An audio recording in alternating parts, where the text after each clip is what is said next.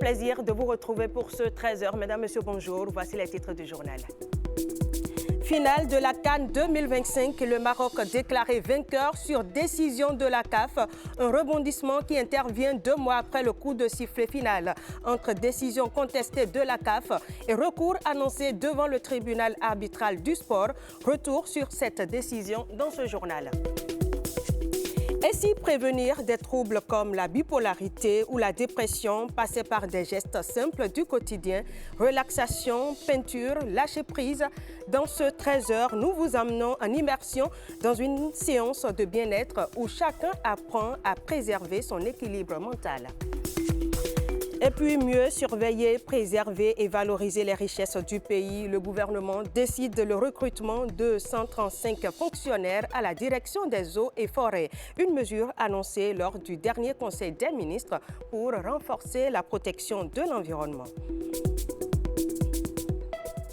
Bonjour à toutes, bonjour à tous. Et l'actualité oblige, nous démarrons ce journal par du sport. 2 mois après la finale de la CAN, le match connaît un rebondissement inattendu en dehors des terrains. La Confédération africaine de football a finalement attribué la victoire au Maroc sur tapis vert après avoir déclaré le Sénégal forfait. Une décision qui relance totalement le débat sur l'interprétation des règles et le rôle de l'arbitre. Hugues Zinsouzouna. La finale la plus longue de l'histoire de la Coupe d'Afrique des Nations ne se joue plus sur le terrain, mais dans les instances. 2 mois après le sacre du Sénégal, la Confédération africaine de football a totalement rebattu les cartes. Sa commission d'appel a déclaré le Sénégal forfait sur la base de l'article 84 du règlement et a attribué une victoire 3-0 au Maroc. En cause, un incident de match marqué par la sortie temporaire des joueurs sénégalais du terrain. Mais le point de débat est juridique. Le match, lui, est allé à son terme, validé par l'arbitre conformément aux règles de l'IFAB. D'où une question centrale. Peut-on parler d'abandon lorsque la rencontre a été reprise et terminée? La Confédération africaine de football estime que oui, en évoquant les articles disciplinaires. Une position contestée par la Fédération sénégalaise qui dénonce une requalification a posteriori et une sanction disproportionnée. L'affaire est désormais loin d'être terminée. Le Sénégal annonce saisir le tribunal arbitral du sport, ultime instance en la matière. Une nouvelle prolongation s'ouvre donc, cette fois-ci judiciaire. Et c'est à Lausanne que pourrait se jouer le véritable verdict de cette finale hors norme. Et justement, au sujet de cette actualité, nous recevons dans ce 13h Herman Amégon, journaliste sportif à la rédaction de Bénin TV. Il est également le rédacteur en chef de l'émission S-Com Sport. Alors Herman, bonjour. Bonjour Fallon, bonjour. Dites-nous comment réagit le monde du foot africain face à cette décision du jury de la CAF? Non, je pense qu'il y a un mélange d'incompréhension et d'indignation vis-à-vis d'une décision qui intervient quand même 2 mois après que cette finale a été jouée. Parce que si c'était intervenu dans le feu de l'action, on comprendrait. Mais là, on parle de 2 mois après, alors que tout le monde commençait déjà par oublier un peu cet épisode ubuesque lié à la finale de cette Coupe d'Afrique des Nations où on a vu une équipe du Sénégal sortie du terrain avant de revenir. On ne va pas revenir sur les faits, mais on remarque quand même que le jury disciplinaire a tenu à respecter donc, les articles 82 et 84 du règlement de la Coupe d'Afrique des Nations, règlement qui stipule d'ailleurs que si une équipe pour une raison ou pour une autre quitte la pelouse, eh bien, elle sera sanctionnée d'une défaite sur tapis vert, ce qui est d'ailleurs a été appliqué au Sénégal. Le Sénégal perd 3-0 sur tapis vert pour la fédération marocaine. Elle a indiqué d'ailleurs à travers un communiqué que sa démarche n'a jamais eu pour objectif de contester, on va le dire, la performance sportive des équipes engagées, mais de demander l'application stricte du règlement. Et c'est ce qu'on est en train d'observer là, une application stricto sensu du règlement qui pose problème. Et comment peut-on interpréter cette décision selon vous? Je pense que les membres du jury disciplinaire, du jury d'appel de la Confédération africaine de football ont voulu rester vraiment collés au test. Sauf que dans le cas d'espèce, certes, l'équipe du Sénégal a quitté la pelouse, mais elle est quand même revenue après. L'arbitre n'a pas sifflé la fin de la partie avant que l'équipe du Sénégal ne revienne sur le terrain. L'arbitre a d'ailleurs permis que le match aille à son terme et c'est dans les prolongations que Pape Gueye a mis l'unique but de la partie avant évidemment qu'on ne connaisse le dénouement de cette situation-là. Et donc ce fait met quelque peu en difficulté l'application stricto sensu des règlements des articles 82 et 84 du règlement de la Coupe d'Afrique des Nations. Et c'est d'ailleurs là aujourd'hui que le bas blesse parce que beaucoup estiment qu'en la matière, ces tests-là ne sont pas adaptés pour connaître du dénouement de ce dossier. Et quelles peuvent être les implications d'une telle décision?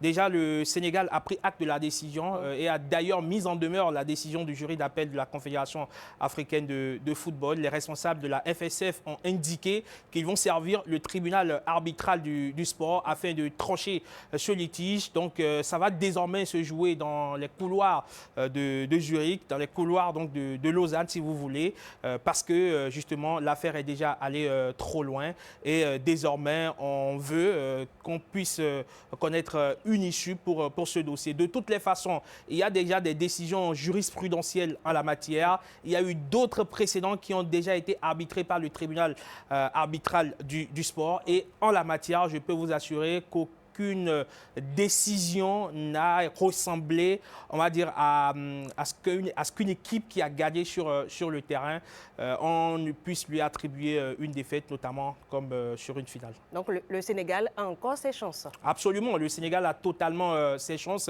aujourd'hui de gagner ce procès-là au tribunal arbitral du sport. Il faut dire que c'est l'ultime instance de décision en termes de conflits sportifs dans le monde entier. Donc dès lors que le TAS aura prononcé sa décision, il n'y a plus de recours possible. Et lorsqu'on jette un coup d'œil aux jurisprudences en la matière, comme je le disais un peu plus tôt, on se rend compte que le Sénégal a bien des chances de gagner en appel. Une chose est sûre, cette décision-là du jury d'appel de la Confédération africaine de football vient jeter un tout petit peu du discrédit sur ce foot africain. On a l'impression qu'on est en train de saquer presque au marteau-piqueur les dernières poutres d'un bâtiment déjà presque en ruine.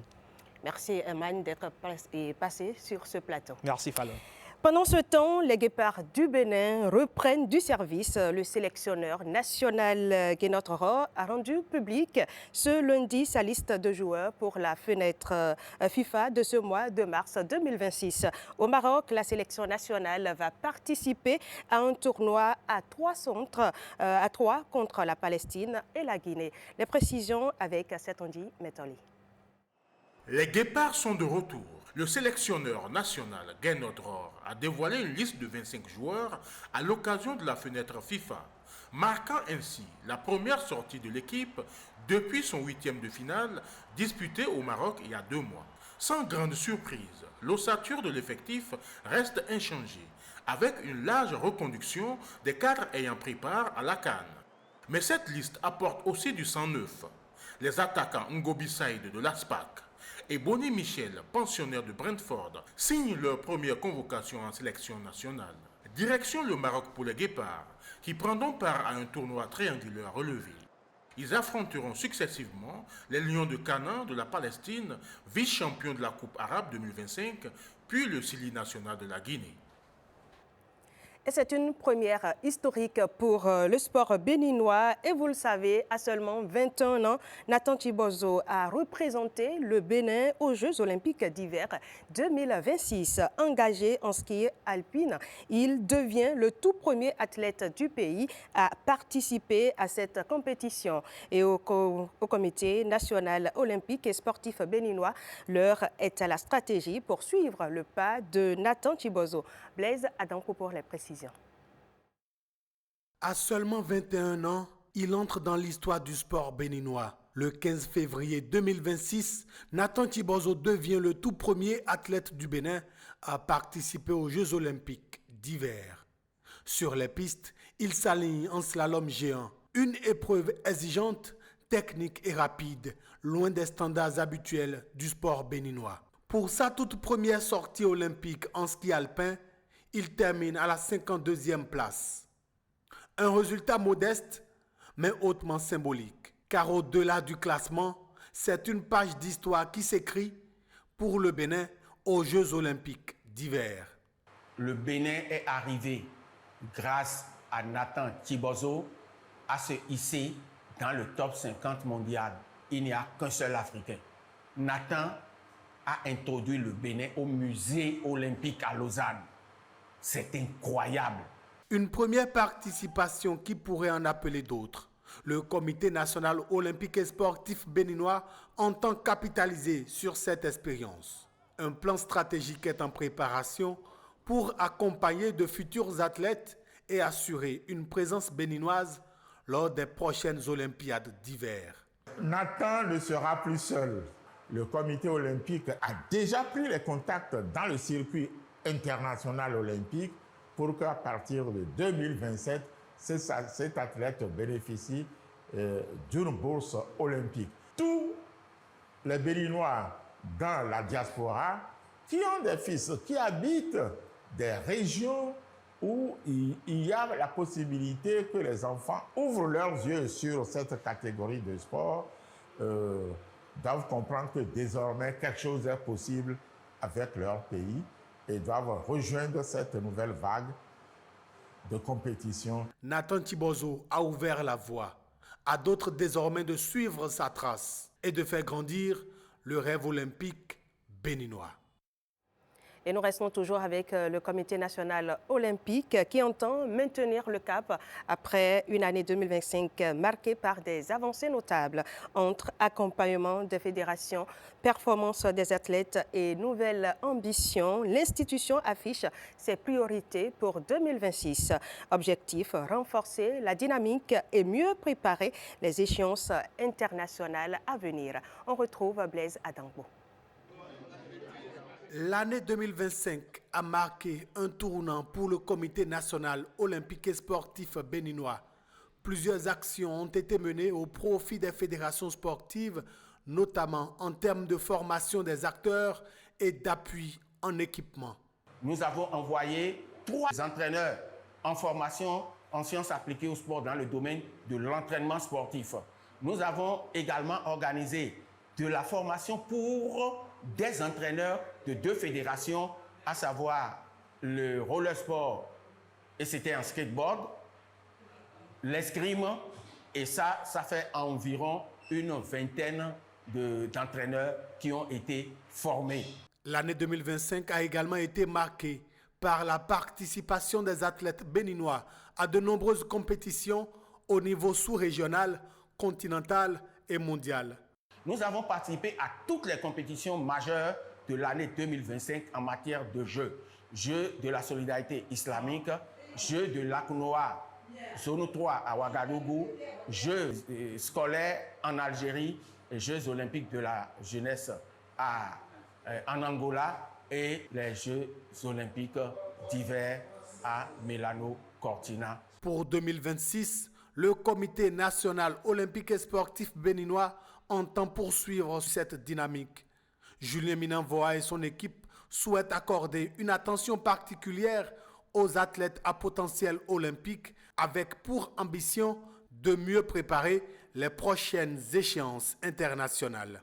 Nos athlètes des Jeux olympiques d'été bénéficient aujourd'hui chacun d'une bourse de $1 250 mensuels. Mais ça ne suffit pas. Notre pays doit encore s'investir en priorité sur ces athlètes bénéficiaires de bourses olympiques pour mieux les pousser vers les compétitions avec beaucoup plus de chances de se qualifier. Le cap est donc maintenu. Accompagner les fédérations, renforcer les performances des athlètes et continuer à faire rayonner le sport béninois sur la scène internationale. L'actualité de ce 13h, elle n'est pas que sportive. On va parler santé à présent avec ces astuces pour prévenir des maux comme la bipolarité ou la dépression. Ce reportage que je vous invite à suivre est une immersion dans une séance de bien-être. Et vous allez le voir, de petites astuces, notamment la relaxation et la peinture, peuvent être un moyen de préserver sa santé mentale. C'est un reportage de Génial Afouda Monsi Agbouka et Jacob Tochoido. De la peinture, un pinceau et un tableau. À première vue, on se croirait à un séminaire Picasso. Mais ne vous méprenez pas, ici, on utilise l'art pour extérioriser, laisser parler ses émotions. Qu'est-ce que vous avez choisi comme couleur? La couleur verte. Pourquoi le vert? Je ne saurais te dire parce que généralement je n'aime pas la couleur verte. J'ai juste laissé mes émotions me guider. Donc moi j'ai choisi la couleur rouge. C'est la couleur qui me disait mieux aujourd'hui et qui disait à peu près mon ressenti du moment. J'ai dessiné un carré en rouge. Carré pour dire que j'essaie, vous voyez le carré, un carré qu'on pose, ça c'est bien solide. Donc j'essaye de rester courageux face aux situations. Cela ne veut pas dire que je ne souffre pas, cela ne veut pas dire que je n'ai pas les émotions négatives. Donc j'ai dessiné ça pour dire que bon, actuellement je me sens courageux face aux défis de la vie.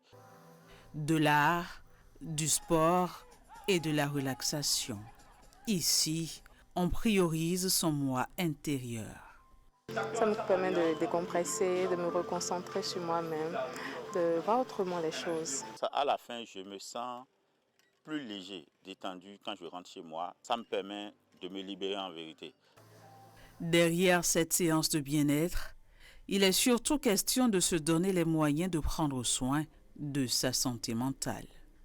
Lorsqu'il s'agit juste de petits chocs émotionnels de chaque jour, là, ça peut aider à détendre le corps mental, le corps émotionnel. Ça peut être utile pour des coups de stress, les coups de déprime, enfin, tout ce qui est mini-choc pour la cognition, les émotions surtout, mais qui n'est pas pathologique. Un déséquilibre au niveau de la santé mentale peut favoriser l'apparition de nombreux maux, notamment la dépression, les troubles anxieux ou encore la bipolarité, d'où la nécessité d'en prendre soin. On parle environnement à présent et face aux défis environnementaux, le gouvernement décide de muscler ses équipes sur le terrain pour mieux surveiller, mieux préserver et mieux valoriser les ressources naturelles. L'exécutif annonce le recrutement de 135 fonctionnaires au profit de la direction des eaux et forêts. La décision est prise en récent Conseil des ministres. Ghislain Pouguet pour les précisions. Prêt pour recruter 135 nouveaux fonctionnaires pour s'occuper de la flore et de la faune au Bénin. Il s'agit de 95 gardes forestiers, de 25 contrôleurs des eaux, forêts et chasses et de 15 conservateurs des eaux, forêts et chasses. Ce recrutement viendra renforcer les effectifs.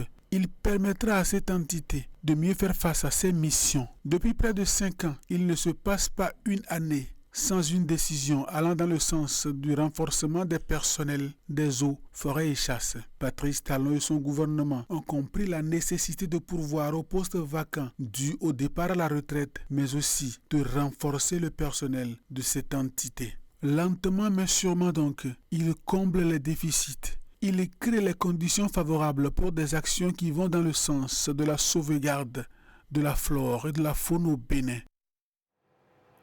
La présidentielle au Bénin, vous le savez, c'est dans quelques semaines et la conquête du pouvoir passe aussi par la maîtrise de l'opinion en ligne. Au-delà des meetings et des affiches, des acteurs politiques s'intéressent de plus en plus aux relais numériques pour toucher la jeunesse et amplifier leur message. Conséquence, les réseaux sociaux se transforment en espace d'influence où certains créateurs de contenu mobilisent des milliers d'abonnés autour de sujets d'actualité. Immersion dans une forme de campagne où se mêlent influence numérique, stratégie digitale et communication politique avec Saint-Tiche Kinkbon, Mathieu Sokenou et Benjamin Denayon. Quand il allume sa caméra et saisit son micro dans son petit studio, Gerson se tourne vers des sujets qui concernent le peuple.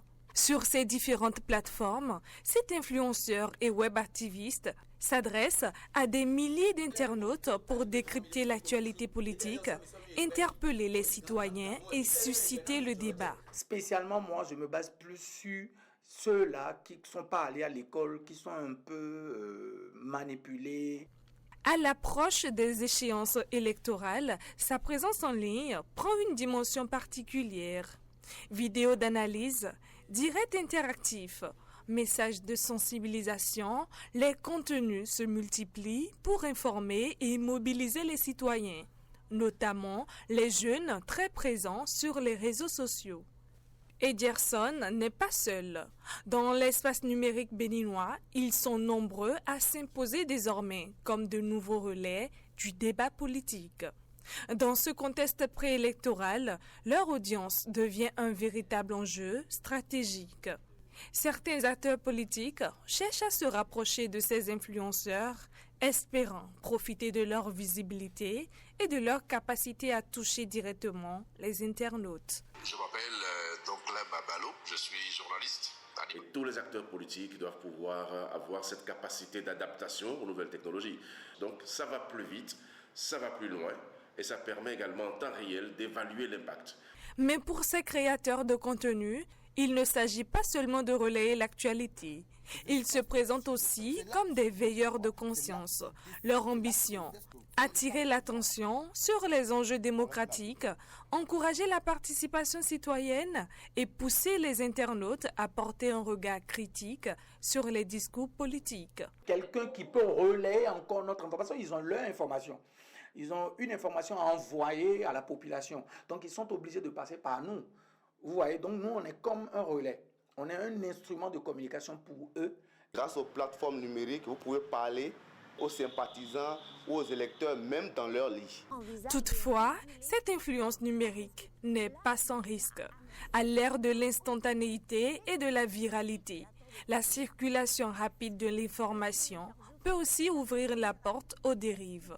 Il est important que nous ayons des activistes consciencieux qui promeuvent la paix et la concorde, même dans la diversité. Donc il y a une responsabilité forcément pour nous et qui s'impose à nous qui venons sur les réseaux sociaux pour parler politique et tout.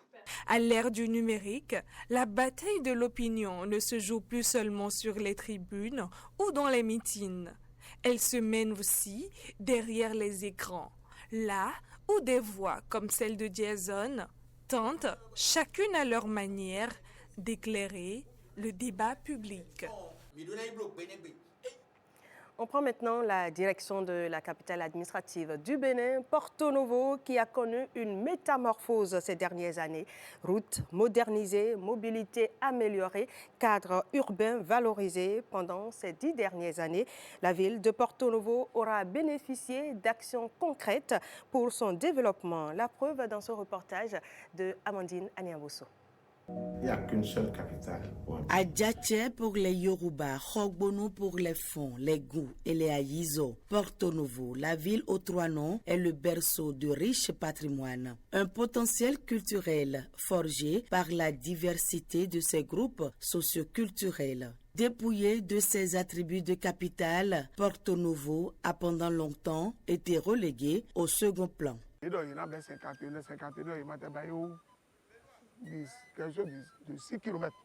Où est pour monter 51 heures du monde. Dès pour le coup,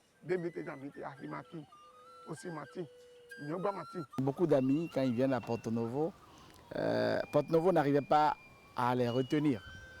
D'abord à cause de la proximité avec Cotonou, mais aussi parce qu'il n'y avait rien qui retient à Porto Novo. Ça, c'était le passé. Aujourd'hui, il y a une nouvelle volonté de redonner à la ville de Porto Novo la stature qu'elle mérite. Depuis 2016, la ville connaît des transformations remarquables. Parmi les métamorphoses, le musée international du Vaudou et le nouveau siège de l'Assemblée nationale. Des infrastructures qui redessinent le visage de la ville capitale. Ce bâtiment que vous voyez, c'est une œuvre d'art. Ce bâtiment a été classé en 2024 deuxième meilleur bâtiment au monde. Donc c'est une fierté que ce bâtiment soit, n'est-ce pas, construit à Porto Novo, qui est la ville capitale du Bénin. Le projet a prévu une grande salle polyvalente qui peut abriter environ 450 personnes. Le musée Vodou qui arrive dans Porto Novo va révolutionner un peu le monde des institutions touristiques. Et donc, il ne serait pas bien qu'on aille visiter le musée de Vodou qui est là et que vous avez des institutions autour qui sont totalement en bas. Donc je pense que c'est dans cette vision-là qu'ils se sont rapprochés donc, du jardin pour voir qu'est-ce qu'on peut faire pour remettre le jardin un peu au niveau de ce qui va arriver. Voilà une infrastructure de grande envergure qui vient repositionner davantage le Bénin au plan culturel et culturel par rapport à nos valeurs endogènes, mais qui honore particulièrement et surtout singulièrement Porto Novo. À l'entrée de la ville, la nouvelle statue du roi Tofa s'érige et se dresse plus représentative, raffinée et contemporaine. Porto Novo, c'est aussi les rues transformées grâce au projet asphaltage. Une ville qui respire. Porto Novo a drastiquement changé et il y a des endroits stratégiques où j'ai jamais pensé avoir des voies en fait à ces endroits-là. Je vais prendre par exemple la route de Djassin. Pour moi, incroyable parce que j'ai grandi à Porto et c'est des endroits qui affectaient vraiment la mobilité des citoyens parce que quand il pleut à Djassin, vous savez que vous ne pouvez pas passer par là le lendemain parce que bon, déjà votre véhicule peut s'enfoncer parce qu'il y a de la boue et tout. Franchement, ça c'est vraiment un gros bravo.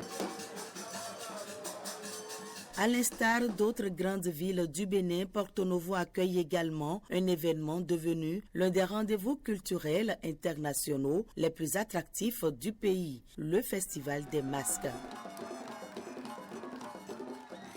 Modernisation des marchés, construction d'infrastructures routières et administratives, la ville de Porto Novo bénéficie d'un riche éventail de réalisations, de quoi rendre fiers aujourd'hui les filles et fils de la capitale du Bénin.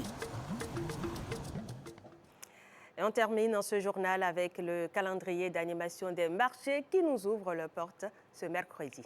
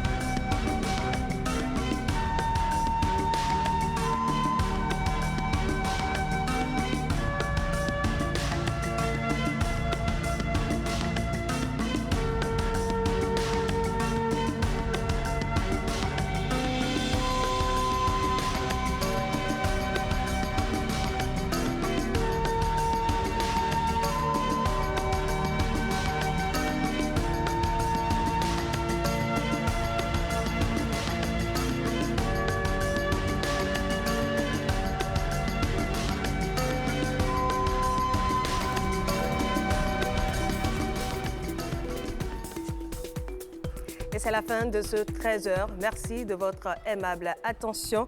À la suite de ce journal, retrouvez à 14h la série The River. À 14h30, le documentaire PAG, le nouveau visage de notre administration des cités pour l'avenir. À 15h30, le magazine Les rendez-vous de la nutrition. À 15h45, le magazine Bénin Insolite du goût. Vous pouvez retrouver ce journal et toutes nos éditions sur nos plateformes digitales www.srtb.bj, les réseaux sociaux de Bénin TV, nos chaînes YouTube et WhatsApp et notre application SRTB téléchargeable sur Play Store. Merci et bel après-midi à tous.